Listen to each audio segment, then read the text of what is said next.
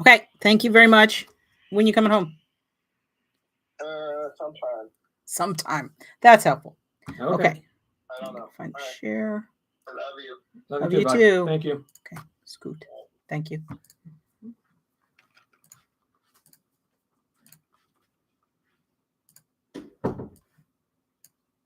Hello. I hope someone can find me. Sucks. Oh, yes. So I figured out what was wrong, and it was definitely user error. I'm going to post to the Facebook group just so people. So, tech.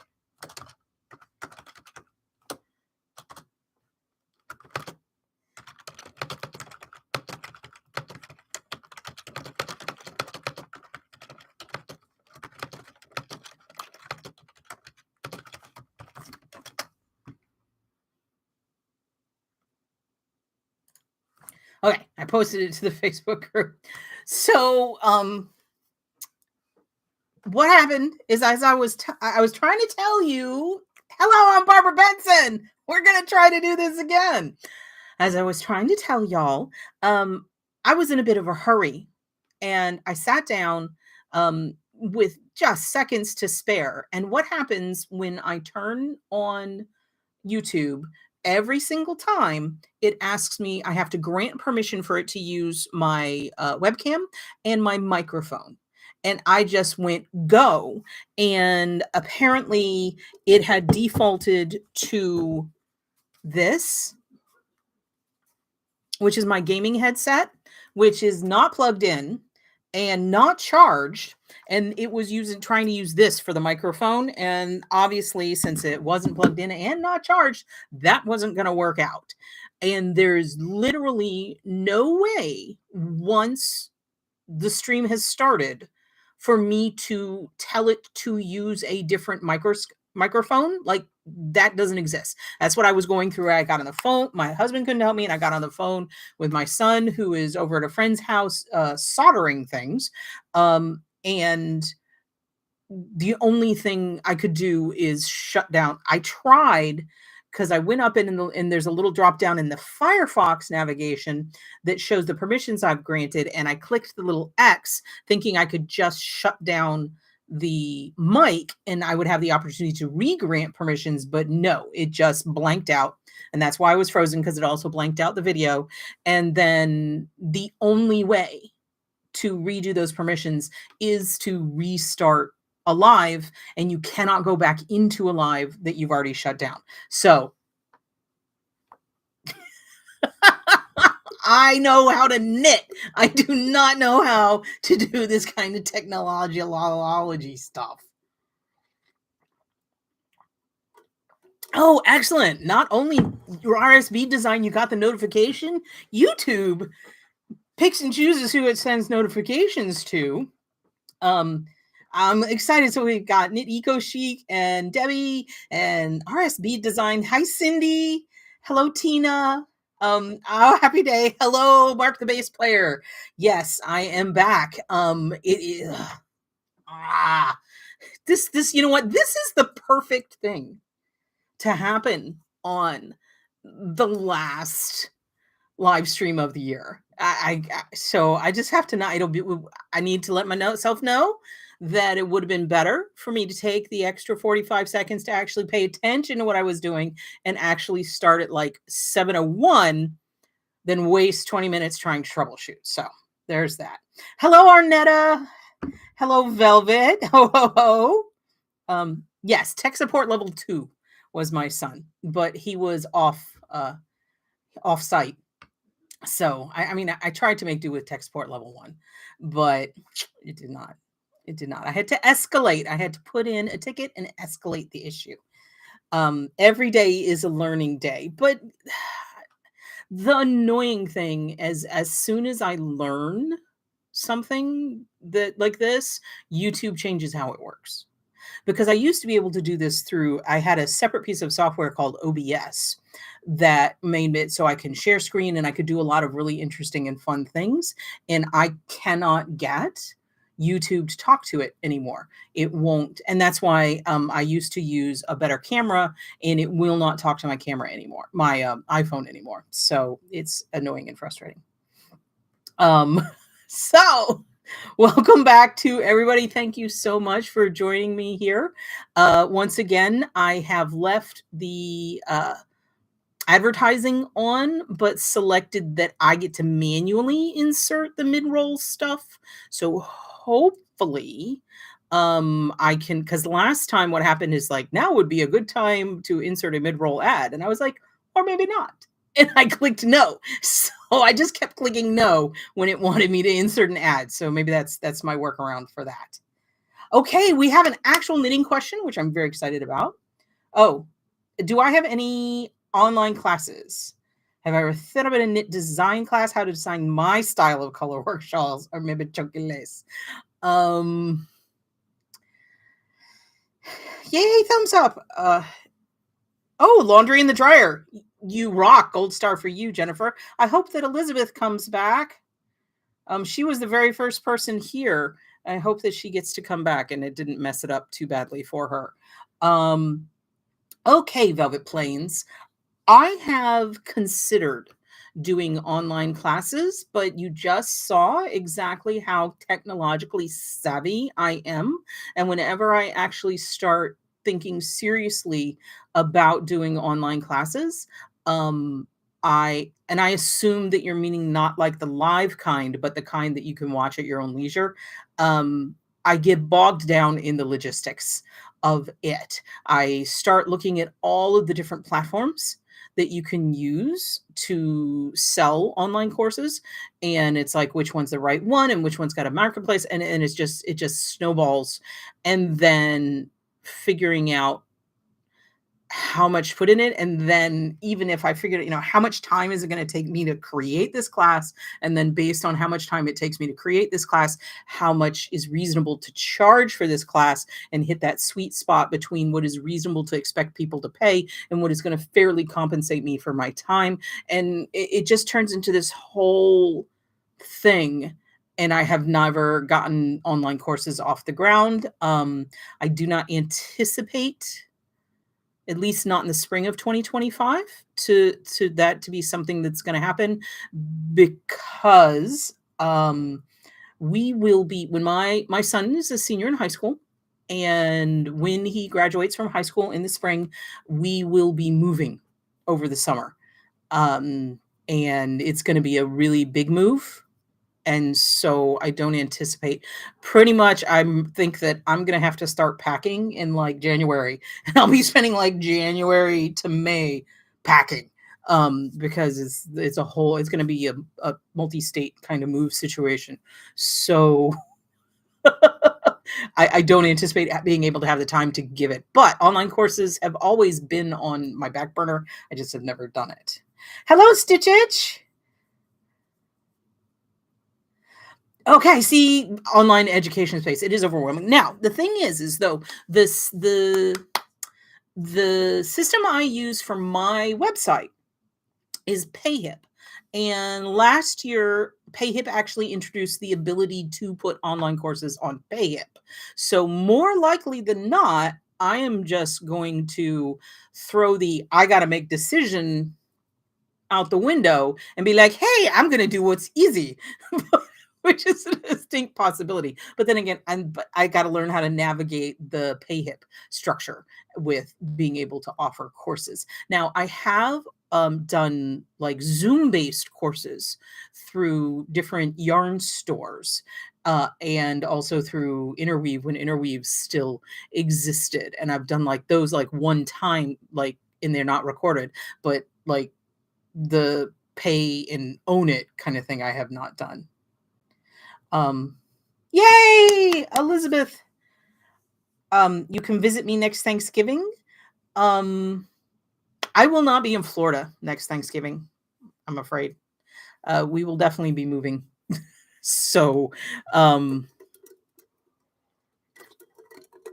it's a little up in the air where we're going to be moving, but currently the front runner is, see, yeah, Elizabeth, I would probably will not be. Atlanta was the original plan, but you know what they say about plans. And right now, the current front runner for our move is Seattle area. So that is, my son is looking at University of Washington. We're actually after Christmas going to be flying out to Seattle, my son and I, for to take a look at the campus in the area and stuff like that. And again, we're again, nothing is hard and fast, but you know how things change. Yeah, it is a big move. So, I mean, I really don't know if you're talking about the continental United States, like the lower 48. Uh, I don't know that it's possible to have a bigger move than Florida to Seattle. I mean, I guess if we were in Miami, that'd add like an hour or two, but Florida to Seattle is pretty much, it's going to be a lot of driving. Seattle is cold RSB design. My son says that he prefers cold weather, which is funny because he's never lived south of Atlanta. And I'm like, honey, you don't know what cold is. That is another reason why we are flying out between Christmas and New Year's so he can experience actual cold, and we'll see how that goes over, which is why I said it's not hard and fast. But on the plus side, if we go to Seattle, I might actually have the opportunity to actually wear knitted items. So that'll be a wild difference in my life. The Pacific Northwest. Hey, Vivian and Cindy. Yes, Tina, that's where I was going. Seattle is a great place to wear knit where you have a kid in the military not far from Seattle. Well, we 2 summers ago we went to Tacoma to check it out, like the Tacoma, Seattle, lower. So that whole area seems to be really, really interesting and cool. And this is going to sound kind of ludicrous, but one of the things that my son is really into is he goes to arcades and he likes to play the Japanese arcade games. They are rhythm games that involve like, some of them involve dancing, some of them involve like beating with your hands. There's one that's like you're on a big taiko drum. There's all kind of those games, and arcades that have the newer versions of those games that he really wants to play are few and far between here on the East Coast, but on in Seattle area, there are like multiple arcades that he's really excited about going to. I mean, that's one of the things we've talked about. He really wants to go to Japan, but one of the primary reasons he wants to go to Japan is they like in Tokyo have like multi-story arcades with all these games in it, and he wants to go play these games. But you know what? You got to have a hobby, and that's what his is. Um, the pass through the Cascades gets plowed in June. The snow is about 12 feet. Wow, I feel like I'm not going to go there, Cindy.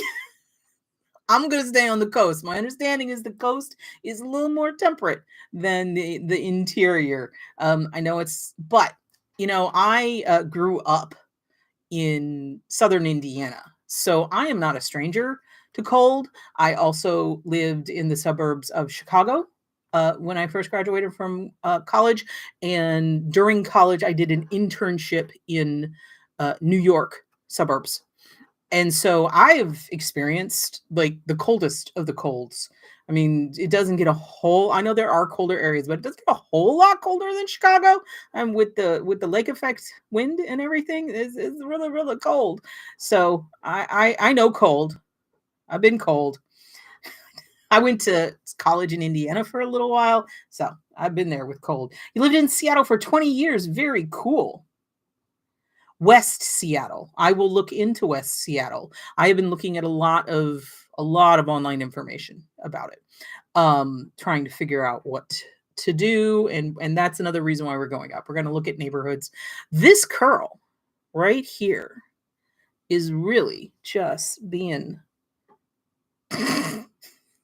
that didn't work. I just got my hair cut and I haven't quite figured out its new desires. So it's It's not gonna behave, is it? Come on. Just don't well, fine. I'm just gonna ignore it. Okay, does anybody have any knitting questions for moi? Um, Elizabeth, you had typed a fairly extensive set, like, I glanced past it when we were figuring out that, the that the sound wasn't working. I think you had typed something in the other one about ideas for next year, things that I might be able to do. I would really appreciate it if I could see that because I did not get a chance to read it because I started having the whole you guys can't hear me panic kind of element of stuff. It gets super cold in Indiana. What question do you have, Michelle? I would love to hear it. That's why we're here is for questions. Um, I also want to go back to Velvet Plains' question about knitting design. I don't know what I would teach because I have a hard time. I mean, I don't know if I could explain how I design. I mean, how to design. It's very much go through stitch dictionaries, find things I like, swatch them in yarn, change them, decide what I'm gonna make, and then see if it works. I mean, it's just it's I like to describe my designs as being yarn forward. Really, a lot of my designing is about again looking through stitch dictionaries, looking at different things that I can do, and then taking the yarn and seeing what the yarn wants. I will swatch that yarn and see, does this yarn want cables? Does this yarn want lace? What does this yarn do well? And then I design to the strengths of that yarn. I don't design by saying, oh, I want to make something that looks like this. I do not sketch. I do not sketch at all. Um, I want to design something that looks like this and then figure out how to do it that way. I don't I which I think is the way most designers work. They have a vision in their head of what they want it to look like, and then they make that a reality. I've done that very, very few times. Most of the time, what I'm doing is taking yarn, figuring out what that yarn likes to do, and then figuring out what to do with a design to make that yarn express its individuality and strengths as best I can. So that's not I don't know how to teach someone to design. Um,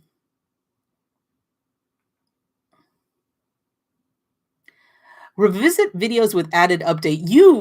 I really, I am so sorry. You have obviously with this just the say no video, um, somebody poked you, and I am sorry. Whatever that experience was, with your high school acquaintances. This was in the Facebook group, and it is super frustrating. Um, I have considered because I was looking at another older video that I was like, maybe it's time to revisit this video because if you go back and look at some of my like from 2016 and 2017, some of those videos only have like 200 and something views. So not a lot of people have seen them. And so I think revisiting stuff might be I'd have to rewatch my just say no video um just to remember what I said because I gotta tell you, I don't remember what I said half the time. It's really funny when I'll get comments on much older videos and they'll be like, "You said blah blah blah blah blah," and what did you mean by that? I'm like, I said blah blah blah blah blah.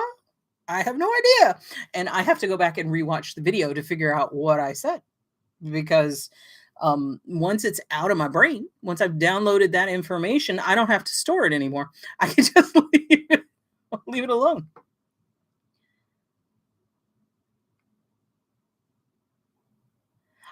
Um, Bungie's office in Seattle. I have no idea what that is, Cindy. I'm curious though, because they were excited. BUN, I'm curious what that is. Have I ever used cone yarn? No, I have never used cone yarn. Cone yarn is, I mean, you can use cone yarn for hand knitting. I believe that cone yarn is most commonly used for, and it's put up like that to be used for either machine knitting, which is really cool, or I do know that weavers use yarn a lot. I personally have never used it.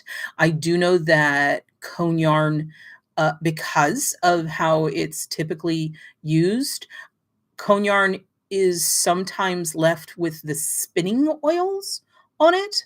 So it's very important to swatch and block that swatch and wash it to see what it's going to do and to see what it's going to bloom like and see how it's going to behave. I've told this story before, um, but probably not with the same people.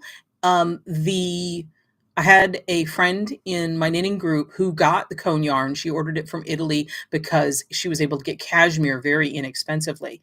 And it was listed as a DK weight yarn. And a friend of hers had recommended it as a DK weight yarn. And when it came, she brought the cone to our knitting group and it looked like fingering weight yarn.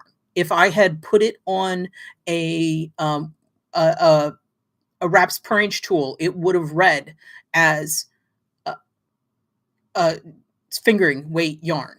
And she swatched, but she swatched it on the DK weight, the needle that it called for, that her pattern called for.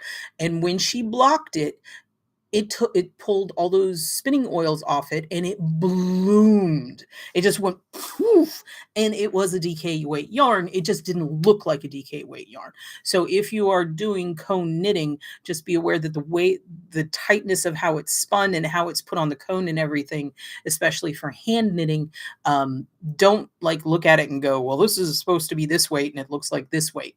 Try to swatch it and see how it's going to react. Um, yeah, new knitters. Okay, I'm going to guess you meant, Elizabeth, you want new knitters to be prepared for that conversation. Okay, bead design. You've never been able to start shawls with a garter tab. Is there another way to start a shawl without the garter tab that looks flat? So there you go. And that is, you have hit the crux of why people use garter tabs. Because as far as I know, you might want to Google, well, it depends on the shape. Crescent, if it's a crescent, you're going to get the hump, the dreaded hump. But like a triangle, like a top-down triangle, it'll be straight with or without a crescent. With or without a garter tab. Literally, if you don't want to do the garter tab, so let's say we've got a garter tab and it tells you to cast on 2 and then knit X number of rows, and then you do the turn and you pick up along. What you need to do is look at how many stitches are at the end of that garter tab process. Because typically you're going to be looking at like 11 or 12 or something in that range. You can just cast on 11 or 12 stitches. But that is going to break up the continuity. The primary reason is they want to get it straight and they want to have continuity of whatever their selvage treatment is across the top. I personally don't care. I don't have any problem with little humps or little dips because most of the time, if you're wearing it around the shoulders, it's in the back of your neck. Nobody's going to see it. If you're wearing it like kerchief style, it kind of collapses down in. Does that bother you? Does that level of detail matter to what you want to do? If you like that level of finesse, then the garter tab is the way to go. I have designed one pattern with a garter tab because I just wanted to see how it worked. And once I finished designing, I was like, so that was a giant waste of time for me. It did not make enough of a difference for me to really care about it. Actually, that kind of ties into what I brought y'all. I actually going to show y'all some stuff. So if you guys remember last month, I showed y'all this. I believe that's the back. I don't know. It's hard to tell. So remember I showed you all this? This is the hurricane season. Well, I've been working on this. It took me so long to write up the written instructions for it because the setup is like big. I have, and so here, I want to show you all this. This is the same stitch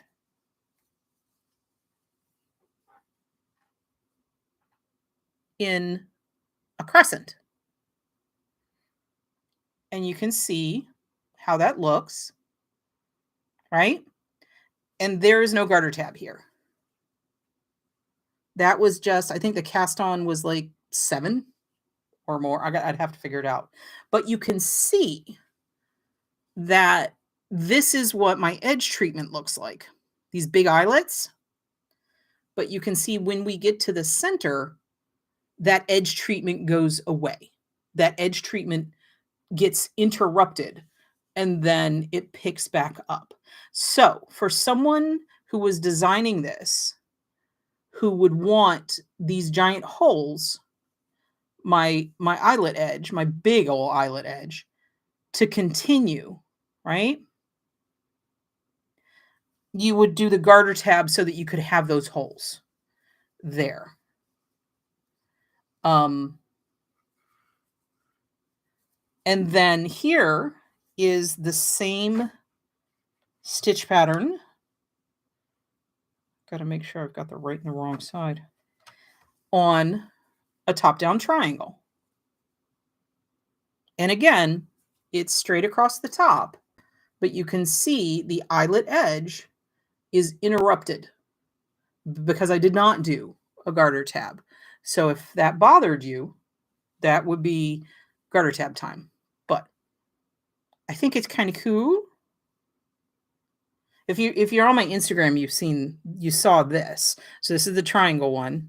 Nobody has seen, y'all are the first to see the crescent one.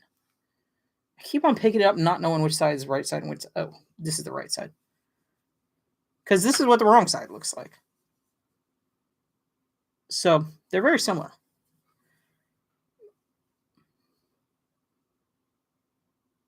I was just doing that so it could focus. Okay. Okay. Okay, so we got that. Michelle Hamilton. I just learned how to knit socks on Magic Loop. Do you have any tips on how to keep the stitches even on the needles while following a DPN pattern? So unfortunately, I do not, Michelle, because I do not use DPNs. I do not knit socks. And I definitely, if you're doing like 2 at a time on Magic Loop, I don't do any of that. If you could explain to me a little more, so are you knitting the socks 1 or 2 at a time? If it's 2 at a time, I got bupkis. I've never done it. Actually, I lied. I have knit. I did it just to see if I could do it. I didn't finish it, but I did knit socks 2 at a time, one inside of the other, which is stunt knitting. But explain to me what you mean by even on the needles while following a DPN pattern. Essentially, if you're taking, okay, so let me guess. Let me try to use my psychic powers. If the pattern that you have is giving you instructions based on what's on what needle, that is going to be tough, because essentially what you would normally do is just put half of your stitches on the front needle and half of your stitches on the back needle. And if the person who wrote the pattern very specifically wrote it for DPNs and is giving you instructions that are DPN based, that is going to be rough. You might want to place stitch markers to indicate where the end of each DPN would be, maybe. I don't know how you would do that.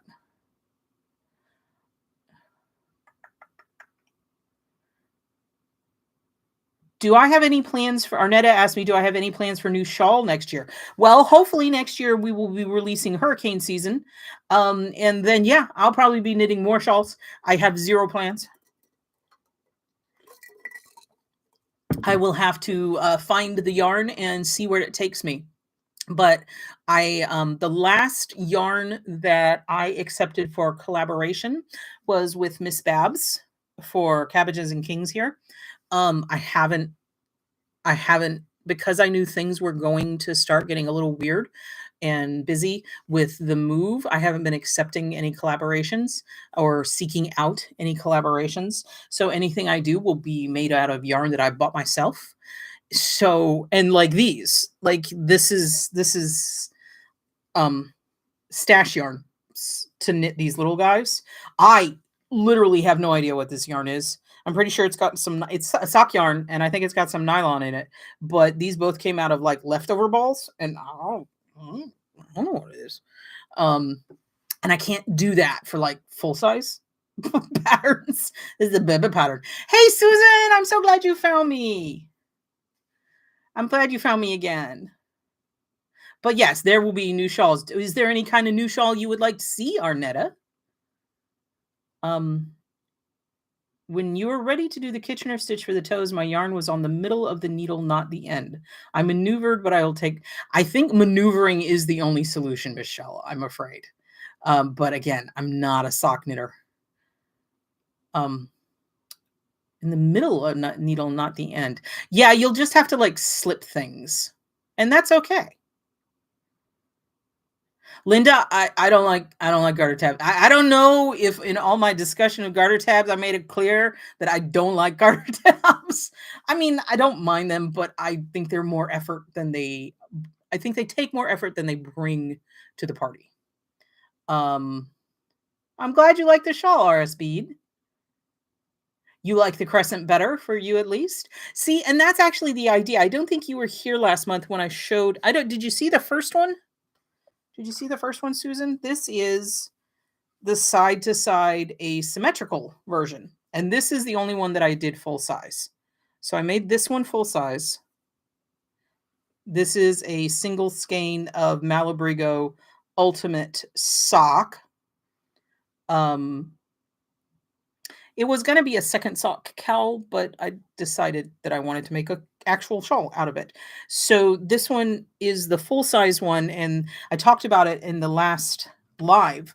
The plan is to offer the pattern, like the pattern will be the asymmetrical one, but then there will be an ebook option that will include the instructions for both the triangle and the crescent. So it's like an add-on for people who want a different shape.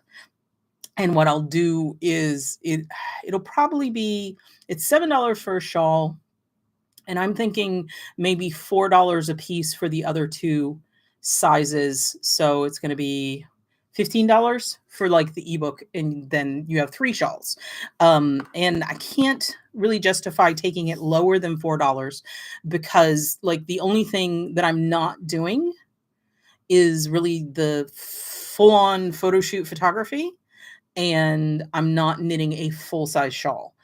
But all of the design and pattern writing, and it's going to take a long time for me to translate the chart, like the chart for the crescent. And the crescent, sorry Susan, the crescent's the hardest one. The chart for the crescent is this big. This big is big. Is a big chart. That's the crescent. And then this is the top-down triangle. So it's set up that. And then what I was telling you, it took me a long time to write out the written for this is the setup. That's the setup for the asymmetrical. And then the asymmetrical goes between 2 charts. So I've got to translate all of these into written instructions, which is what I need to do. Oh, there's like yarn everywhere. You're coming to see me in a few weeks. Oh, I can't wait. That made me so happy. You let me know. I'll even put on a bra for that. Hello, LPGA. I'm so glad you're here. Okay, RSB, the crescent shawl looks great without the garter tab. That's how I feel about it. I don't see that the garter tab makes it more fancy, or more better. Uh, the When will this be available? Hopefully, I'm going to be able to get it out in January at some time. Again, I still have a lot of pattern writing to do. And that's one of the things. The pattern writing thing is one of those, because I am transcribing the chart into written instructions.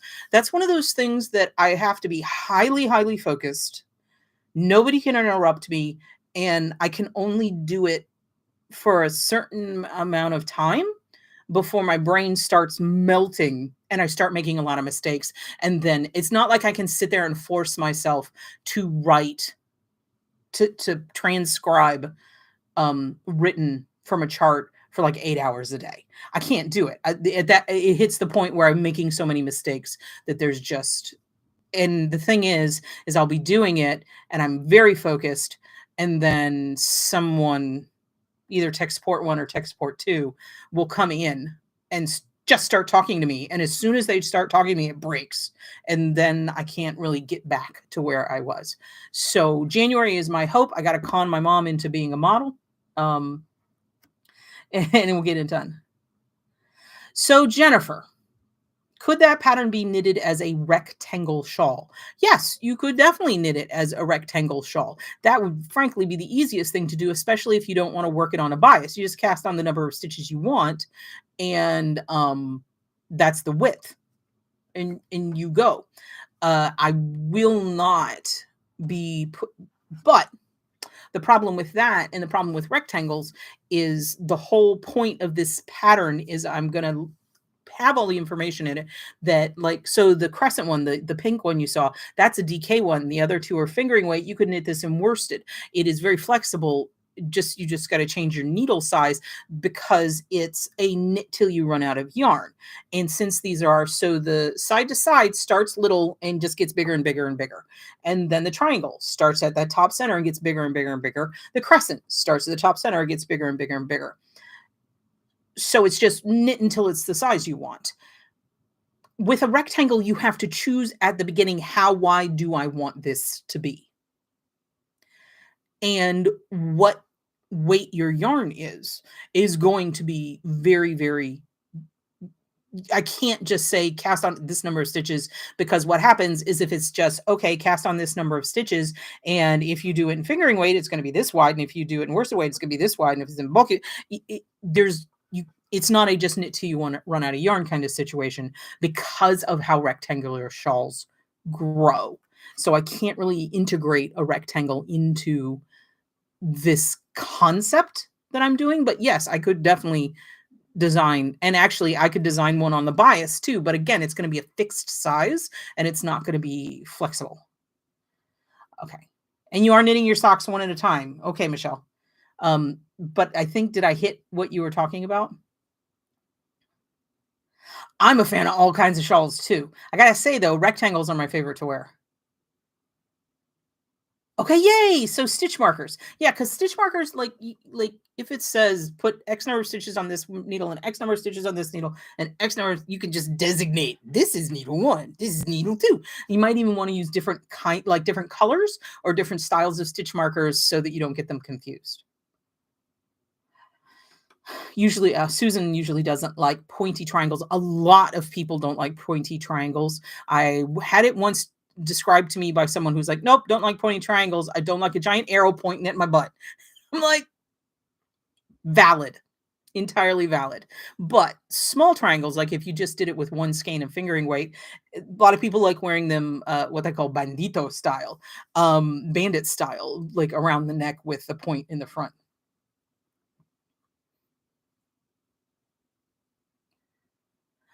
Cindy, okay, Cindy, so what we were talking about is, she apparently is following a pattern for socks, that the pattern is dependent upon knowing which stitches are on what needle. And so what we're talking about is using the stitch markers to indicate where those imaginary needles would begin and end. And yes, if there are 4, I would put the loops on some of them, but I think there's going to be additional ones. So my friend Fatima is actually in Vancouver. And so she's in Canada. So that is a big plus on that side of the world. Um, I'm so excited about that. So Susan is a no butt arrow team butt arrow. What book do you recommend to buy for making shawls using lace weight yarn? I have never specifically looked for that, so I'm afraid I don't have an answer for that. I have only ever knit one, two lace weight shawls. One of them never saw the light of day, and the other one is Sito. But I would have to look. I have never looked for specifically lace weight. Um, lace weight. I don't know. I mean, there might be lace weight shawl books, but I don't know of any. Here, this is the only lace weight design I've done. And literally the only reason I did this lace weight design was because I did it for a club and they sent me the yarn and I didn't know it was going to be lace weight. I don't particularly care for knitting with lace weight. It's just not, but it's beautiful and I love it and I've bought it, but it doesn't suit my style of knitting. But I did like this, so maybe I will. Maybe I'm lying. I don't know.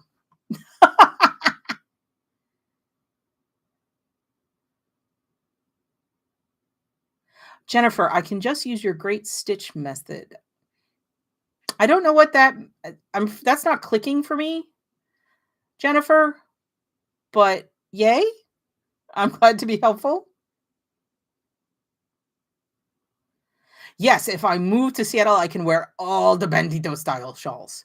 Well, I probably won't because I have no neck. I really don't wear cowls.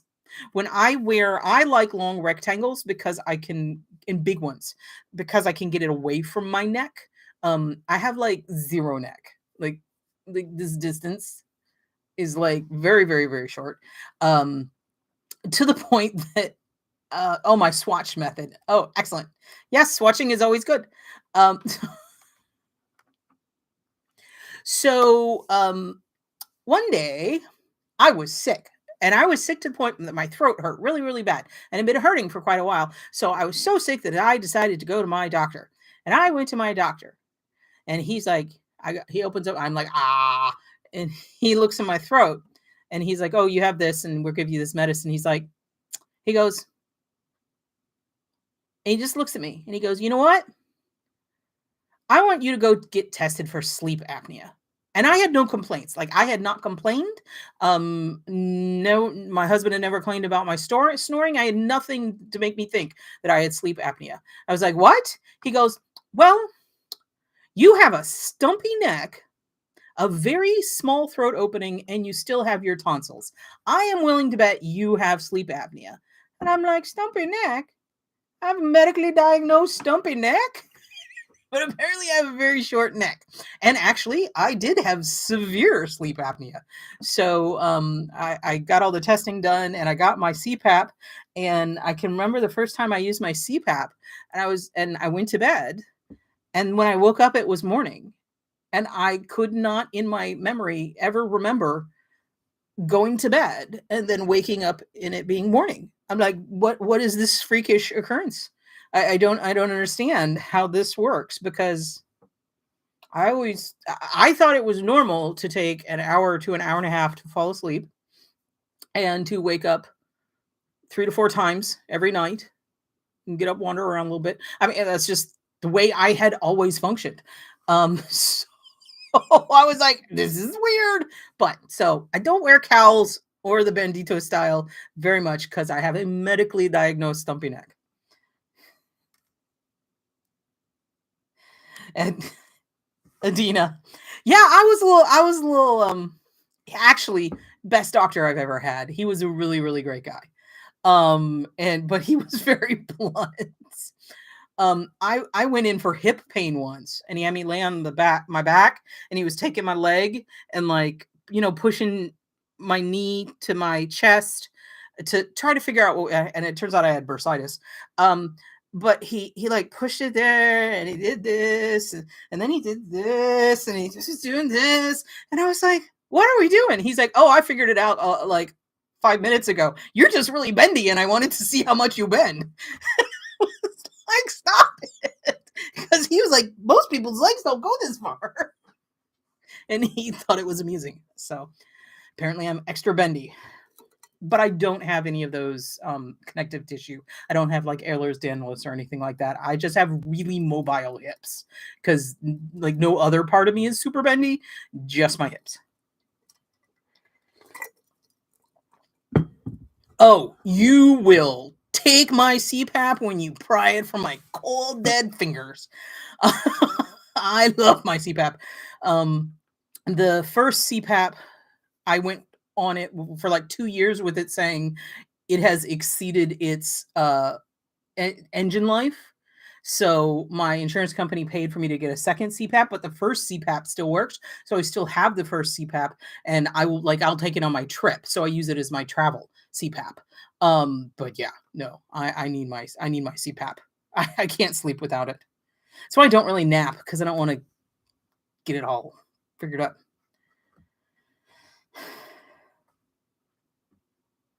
It is. It's amazing sleeping.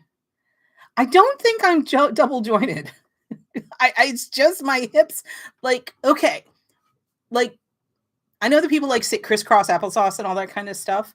Like if I'm seated on the ground, the most comfortable position for me to sit is I will sit with my knees out and the bottoms of my feet together like this. That's like I just put my feet together and my knees are out. And my knees will be on the ground and my feet are together. That's just comfortable for me. Don't know why. I just have my hips are, I don't know, they over rotate. It's not double jointed though. It's just they don't have whatever the thing that limits its range of motion or something like that. RSB design. Ceto is a super weird shape. Butterfly pose. Yeah, that's like my natural sitting position. Hello, Her Dazzling Creations. Okay, Karen, I see you asking about Ellet, which I haven't heard that in a long time. But let's go back to Ceto. So Ceto is a super weird shape. Ceto is a shape that no other shawl in the world is shaped like that. I'm pretty sure. So it was for a yarn club, and the theme of the yarn club was happiness, and it was where is your happy place? And my specific assign, they selected me for this, is sunsets at the ocean. So Ceto is a primordial goddess of the ocean, like pre-Greek and pre-Roman. It's ancient. And I specifically, if you look at the pictures of Ceto, you'll see the one that's on the ground on the sand. And I tried to take that picture. I was trying to create a shape that echoed the shape of a nautilus, but in a wearable fashion. So what is happening if you look at that, and if you look at it flat, there is like a narrow that starts at a point and a narrow triangle that grows very, very slowly, that's just in a solid texture. And then there's this center line, and then there's the side that fans off. So the triangle is growing by like a stitch or two every couple of rows. It's a very slow progress. The left-hand side is actually using a modified pie shawl shaping. So if you look at it, it's you can see that it's got like chunks, and that was again to echo the nautilus. So you've got, X number of repeats of that lace pattern, and then you'll increase row that doubles the amount of stitches, and then however many rows were here, you're going to have double the amount of repeats of that lace, and then we'll double stitches again, and then double the amounts of and so it gets bigger and bigger. And again, it's that golden ratio nautilus kind of concept, and that's what makes it flare out on that side. So it's not a normal shape, but I was trying to give that. I was trying to make it look like a seashell, a kind of a fan seashell nautilus kind of thing. I was trying to make it as oceany as possible without being like literal with my. I didn't want to use a wave lace pattern. I didn't want to be super literal. I wanted to do it with the texture and the movement of the shawl. And then obviously the yarn was supplied to me, and that was that lace weight yarn. But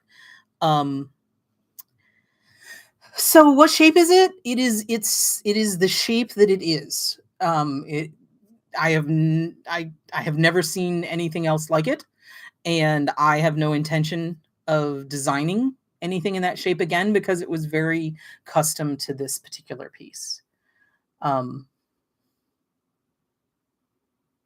Okay. So there you go, RSB design. That's what shape it is.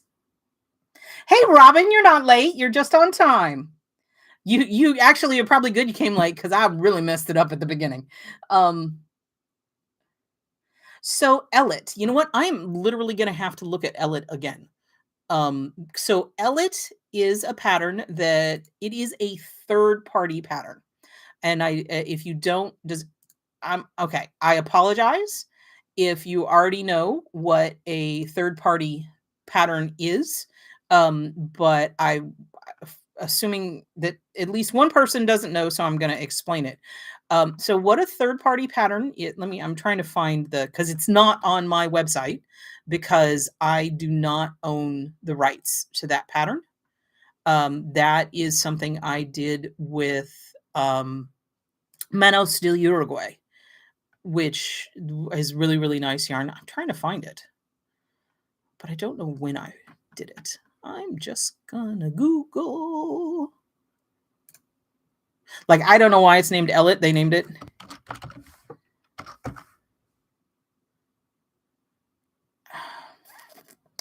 How is it spelled? Huh. Where is it? Advanced search. I'm gonna go accessories. Hats. Wow, did you know I've designed 22 hats? That seems like a lot of hats. Okay.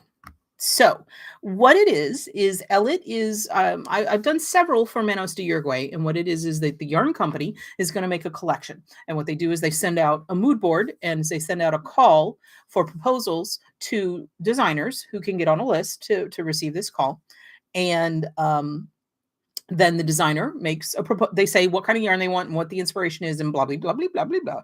And then you send in your proposals. You have to make a swatch.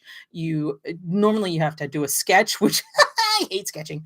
You do a swatch, you do a sketch. You know what? Let me see if I can find. That could be interesting.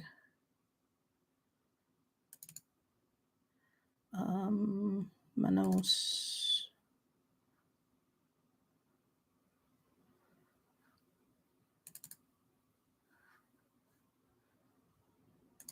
Hang on. That's not it.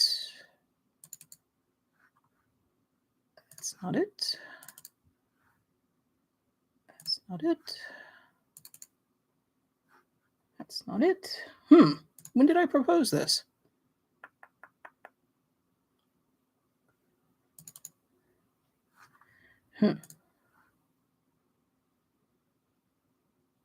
Oh, it's old enough that it's in an older thing that I can't see. Whoopsie. I'm afraid I can't show that to you. My apologies. So let me. Okay. Never mind. So third-party pattern. So what happens is then if they select I was gonna show you the proposal, but the proposal is in an older file format that I no longer have the program to open it up because this is from 2017. So what happens is if they select your pattern, then you communicate with them and they send you the yarn and you knit the sample and you write the pattern and you send it to them. And then they pay you. They do the photography, they do the layout, they do the design, and then they sell the pattern. So that's the way it works. Now, a lot of times the pattern eventually does revert to you, but I don't think that was the case in this one. And it's just one of those things. It's how it works. So Ellet is a top down. The only way I was able to get I really do still like the crown on this one, and I really liked this cable pattern. Oh, I still like it. But it is a top down, and that's how the cables are that elaborate and facing the direction they are. So you have to do a circular cast on, and it is a fairly demanding cable pattern. I would definitely not recommend this as a first time cable type person. I would recommend this for experienced cable knitters. Um, is there anything I don't know that this yarn exists anymore, but it was a very nice yarn. See, and there's no projects on this one. Um, again, because what happens is like it's out of my hands. It's gone. Okay. Barbara Bryant, can I touch my index and my pinky fingertips together? Like like that? Or the tips? I don't know what you mean. I don't know why that fingernail is that long. Like like these two, this one and this one, on both hands. I was like, "Yay, let's go crazy!" And the rest of them are like, "Never mind." I don't know if that's what you wanted me to do, but uh, you could, Kathy, you could make Sito in fingering weight. I would have absolutely no idea what the yardage would be on that. You would definitely want to go up a needle size or two. What size is it called? It calls for 5. I would definitely do it on a 6, bare minimum, maybe even a 7. A 6 or a 7, I would do a little swatching, but the gauge is going to be off, and you definitely I have no idea because once you start changing like that, I can't tell you what it's going to do to the yardage usage. Um,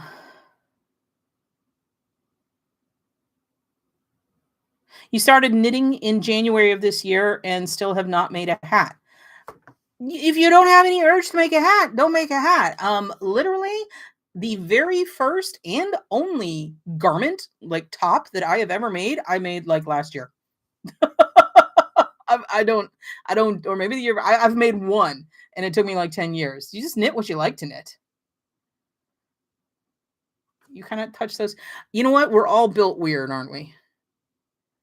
Um, my mom's fingers, several of them are doing the thing where it's starting to bend at the knuckle and like just go AWOL. And my grandma's hands, they were like that. So that's one of the reasons why I continue to knit because I'm hoping maybe I can avoid that until later. Karen, you've been looking for a small but challenging project, Mabel. I will try it. It's too beautiful not to give it a go. Well, I'm really glad that you like it because I do love those cables. And it's one of the reasons I did the proposal because I think those cables are really beautiful. I don't do a lot of designs with cables, but combining cables and lace I think is really fun. And that's a challenging pattern. Now, once you get through with cables, you're done. And it's just ribbing. But top down, if you've never done a top down hat, that is also a bit of a challenge, but it allows you because a lot of like lace patterns and cable patterns are directional. And for me, I look at them and I'm like, if I did it the other way, it would be upside down because I'm like, that looks upside down to me. So, doing top down on hats. Another one that I did top down, would be out of The quatrefoil cap out of Mosaic and Lace Knits was a top down. And it's, again, to get the lace to go a specific direction. And rheumatoid arthritis, I can believe that. What did Jordan love, Susan? Oh, cables are cool. Oh, so he liked it? Excellent. I know you struggled with it a little bit. It requires also attention. That's something I'm going to have to say about hurricane season. It is not a turn your brain off knit. You got to pay attention in class.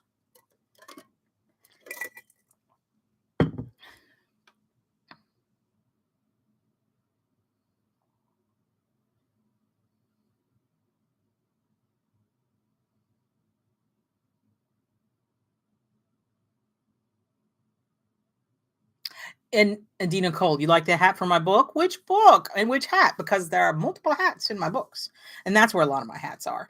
And it worked in the dryer. Okay, so yeah, you were having the gauge issues, and you can do everything right and still have gauge issues because it's just, it happens when you substitute yarn. There's so many things that can go wonky. You took a knitting yoga that focused on the hands for things to do with strengthening the hands. Yay, I can do a tubular bind off. Karen, I'm one of those, I will do anything I can to avoid a tubular bind off, but you like it. That is why there's so many different options. That is fantastic. I'm still curious, Adina, which of my hats you like from one of my books. I like hats. I like designing hats. I like knitting hats. People don't like buying my hats. And I don't know how that works. There's no way, because like somebody like Woolly Wormhead has made an entire career out of selling hats. I think that it's what people come to expect from you, and that's what they come to you for. And so, I design a lot of shawls. I get fans who like my shawls, and it's kind of a self-perpetuating kind of thing, that when I send out the email saying, hey, I have a new pattern, they're like, yay, a new shawl. And they want the shawl. And so I get more people who like shawls, and I send out the hat and they're like, oh, that's a nice hat. But they don't want to knit it because they're shawl knitters. And I totally understand. So yeah, there will be, somebody had asked earlier, there will definitely be more shawls coming in the coming year. But I still have to break things up because I need to knit different things sometimes too.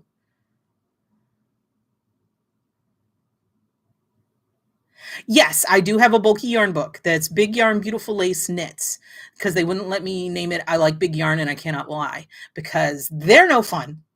I wanted to name my first book Slip It Good, but also no fun. Publishers are no fun. They want to pack as many search engine optimization words into a title as they possibly can. Was I affected by the hurricanes that hit Florida this year? Yes, we had to. That's one of the reasons why I have the hurricane season shawl. I knit that while we were evacuating for, what was it? It started with an M. It wasn't Mitch. It was Milton or something like that. I don't remember. But yeah, we had to evacuate for that one, and we had a little, had to replace like 3 fence panels. It was no big deal.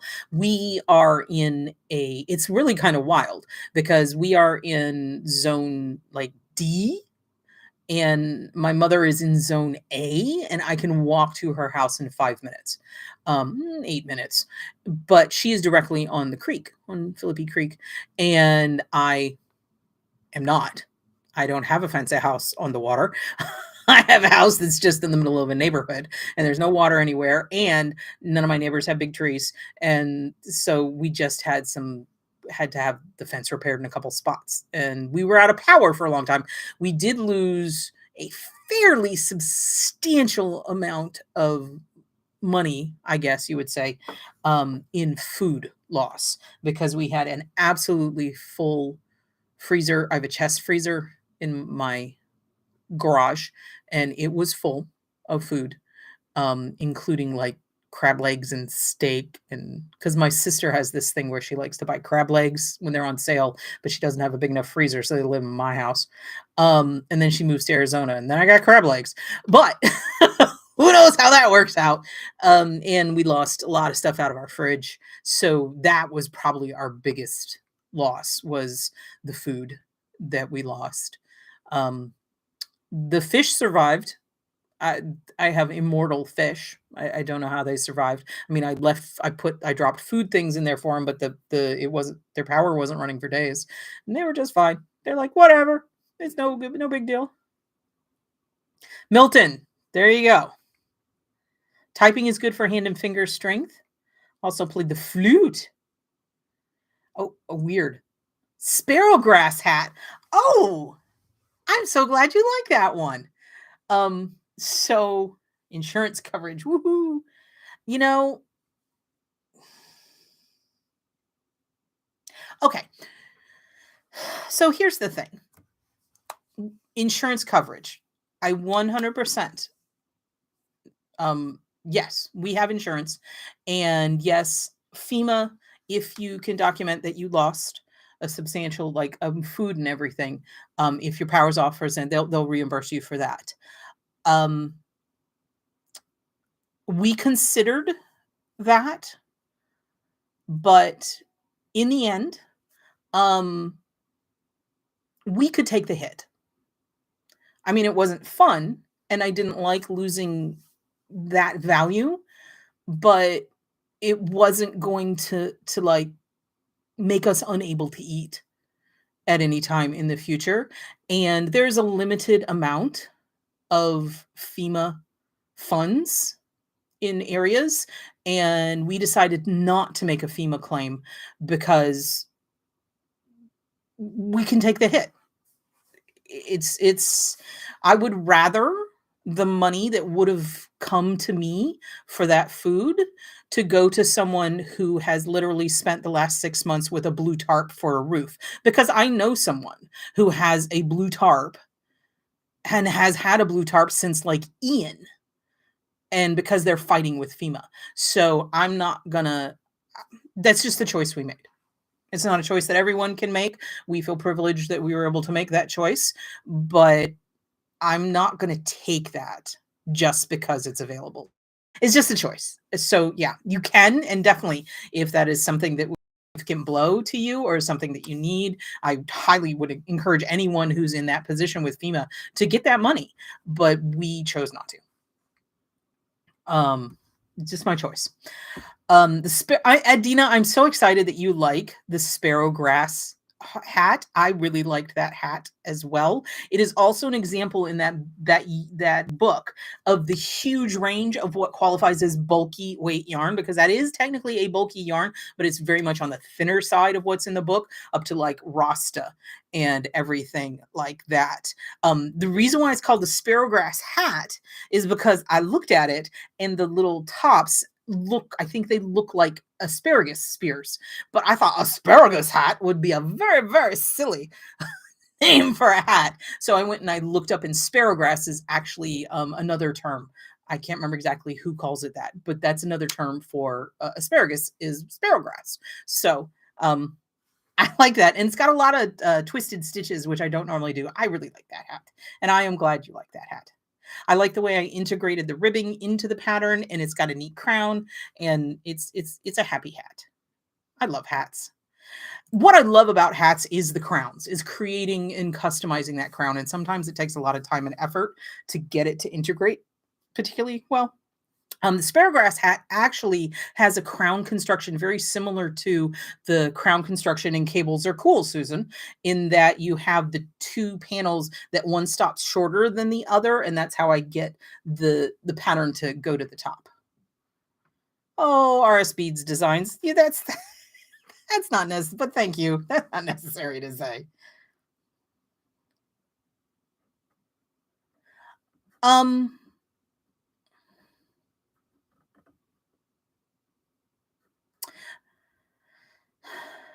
Adina, that's an interesting thought. Honestly, I can just say it didn't occur to me. Um, and I think we're past the point where I could do that. That is an interesting idea, and it just didn't occur to me. Um, it's an interesting idea. It didn't occur. That's a great idea, though. The deductible for your hurricanes is usually higher than normal damage. My deductible for a hurricane was 450% regular deductible. You're in Southeast, say, oh, that is painful. Is one of the reasons why we're moving out of Florida. Because I'm sick of hurricanes. I've been dealing with hurricanes most of my life, and I'm sick of hurricanes. I know we'll just be trading it off for new and interesting other natural disasters, like a giant volcano in the general vicinity, but it's new and exciting.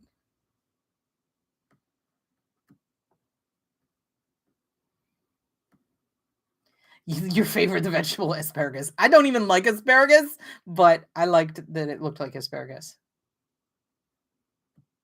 Yes, what does the crown look like? And what we should do is we should knit these hats with cool crowns for really short people so we can see the tops, because I can't ever see the tops of hats. FEMA is rough, Dazzling Creations.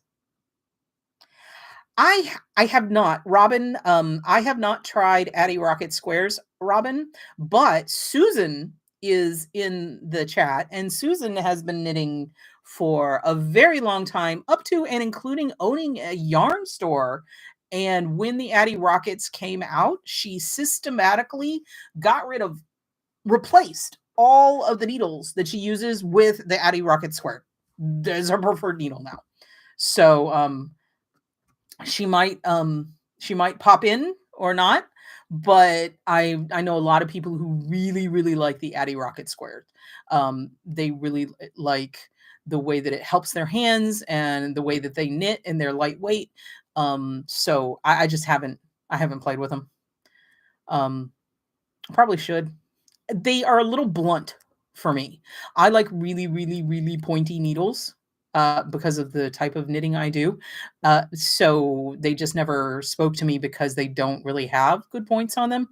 But I mean, but they're not like horrible points. They're just not. I like really pointy points. I like super pointy. Pointy is my deal. Susan, there we go. Rocket squares are still her favorite. So. Okay, you have Mark the bass player. I have a neuromuscular thing, but I can knit with Rocket 2 for longer than many others. So they really are ergonomically better for people, especially people who have issues with hand pain and hand fatigue. So what you think of that what you will.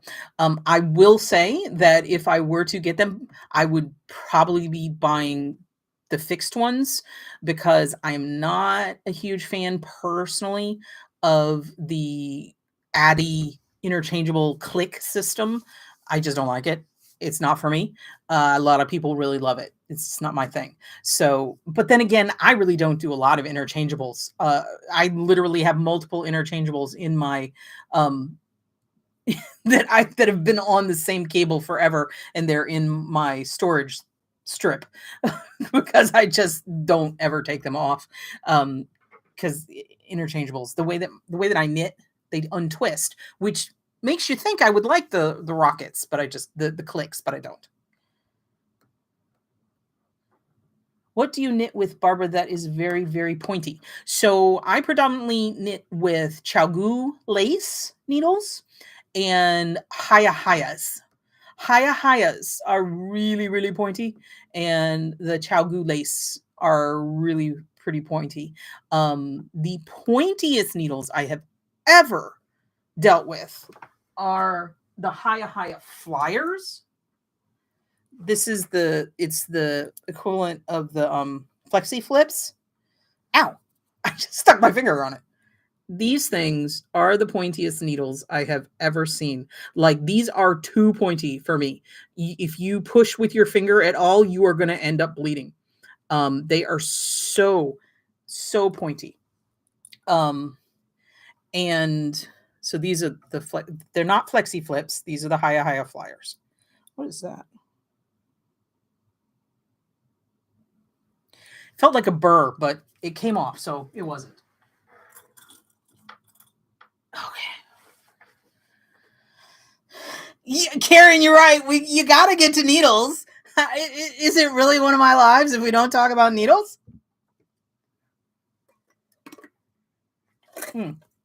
So Susan has only fixed rocket squares as well, and she doesn't like the clicks.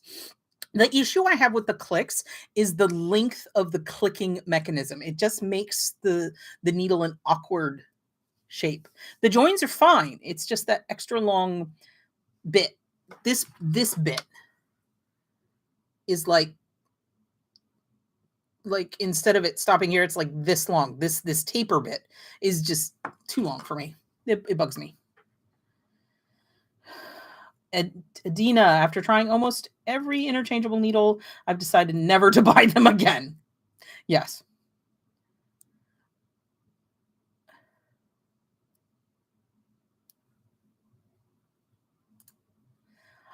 That is lovely. Have a peaceful and joyous holiday to you as well, Elizabeth.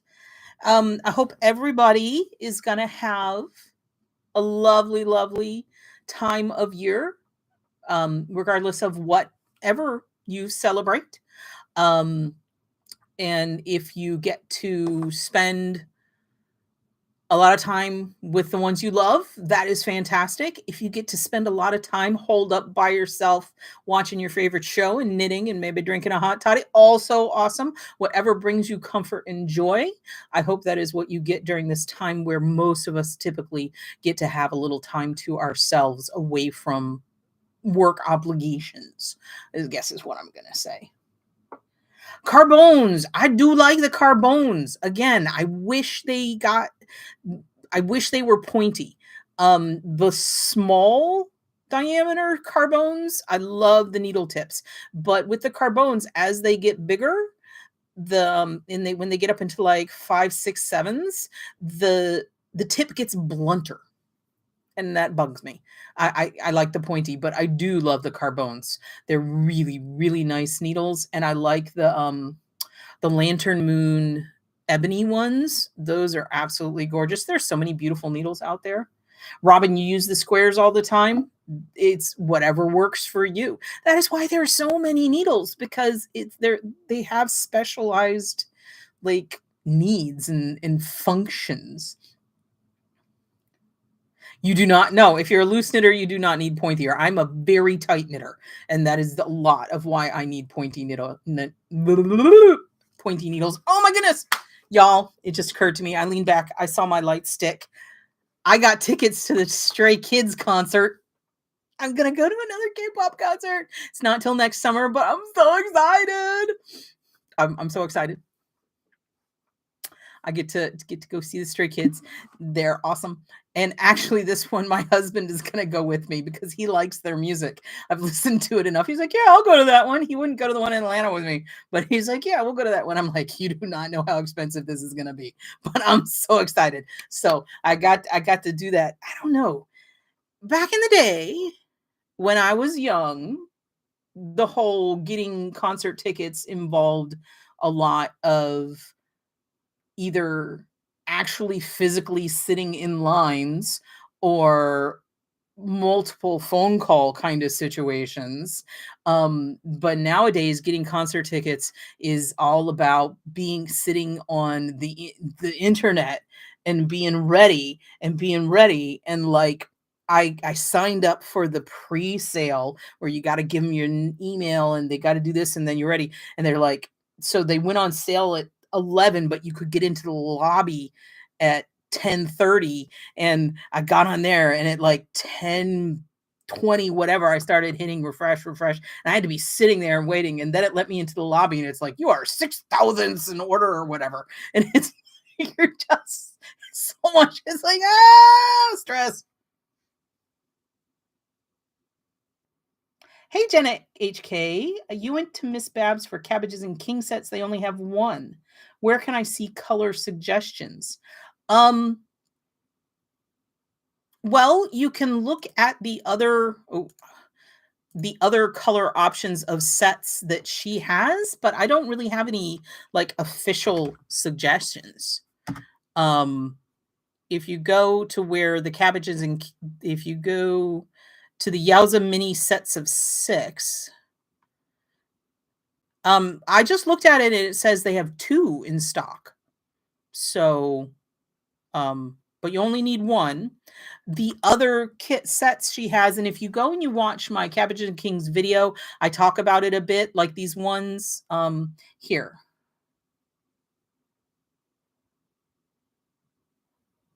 Here. Do, do, do.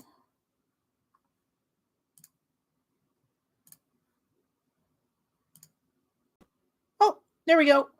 Okay. So this is the Cabbages and Kings, and it says there are 2 here. Like this one, I don't know that it would work because I don't it might be okay. Um, this one would be gorgeous, I think. But like these 2 are really close together, but then you'd stick this one in there and this one. I think this would be okay. I don't know. This is too much of a gradient. The pink is too much of a gradient. I wouldn't use this because I wouldn't want anything with any variegation in it because it's just going to interfere with and this Adobe one. I don't know that there's going to be enough contrast here. Um, this one would probably work. You'd have to figure out which colors to put together.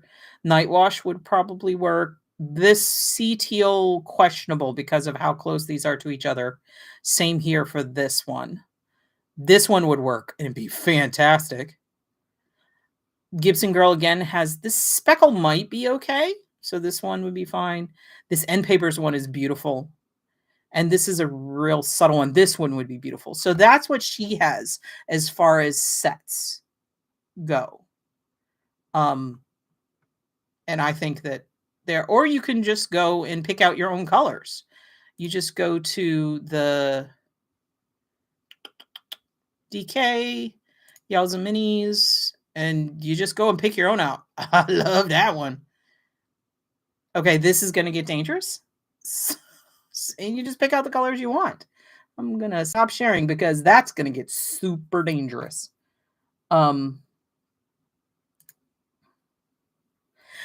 So yeah, just go to Miss Bab's website and take a look and see what tickles your fancy. Again, if you have the pattern, it does specifically say like which ones, because there are ones that don't have to contrast with each other because they're never going to physically touch each other. It's only the ones like here. Come here, young man, lady. So this pink, which is color A, the only colors it has to contrast with is color B, which is the dark color, and color C, which is this lighter. So it would be okay if it didn't contrast with this because it's never going to touch. So there's only ever, each color only ever has to contrast with 2 other colors. So you can get away with some of them, but those really, really fine, lovely gradients that are really, really subtle, I don't know that you're going to get enough contrast in those. Something has a little more contrast is going to work better. Signature needles unfortunately have gone out of business. I believe so.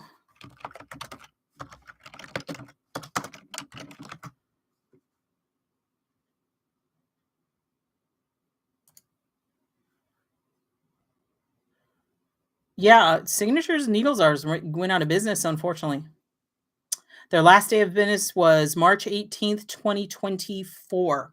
They used to be able to, you used to be able to choose, but unfortunately they did not make it. Okay. So we did talk about some knitting. I'm really sorry to y'all about the technical difficulties that I had at the beginning.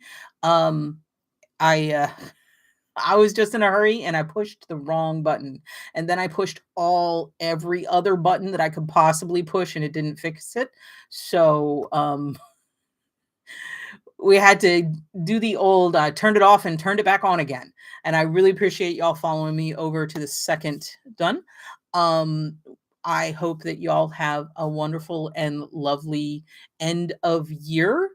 I will be back in January and we will see what kind of mischief we can get up to in the coming year. Happy holidays to you, Ms. Dazzling Creation. And I don't know. Y'all can, if y'all are over in the Facebook group, maybe talk about things that fun, like your goals for the coming year and what you want to do and what you want to see and what you want to knit. It'll be a lot of fun. Yes, happy holidays to everybody. Happy end of the new year. Um, but it's not New Year for Asian cultures yet. I like that we get New Year multiple times. That is always fun.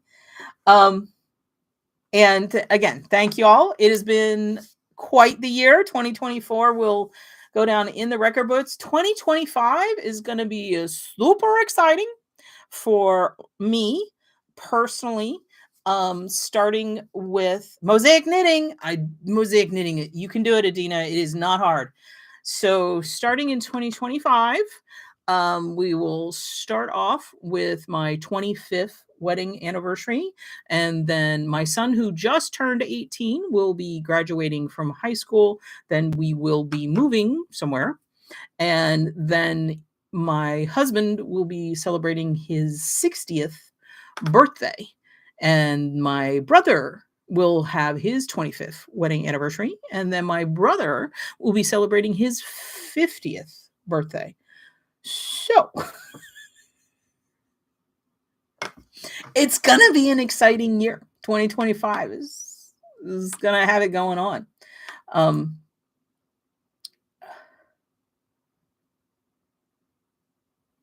You bought your yarn on Little Knits and picked your favorite colors. I don't know what Little Knits is. I will have to Google that.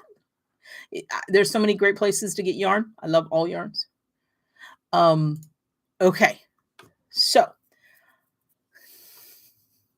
y'all have a lovely evening. And again, thank you so much.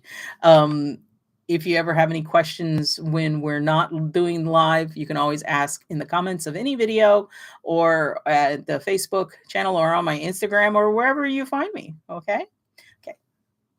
I'm so excited. Okay. Good night, y'all. Pushing that button and pushing that button.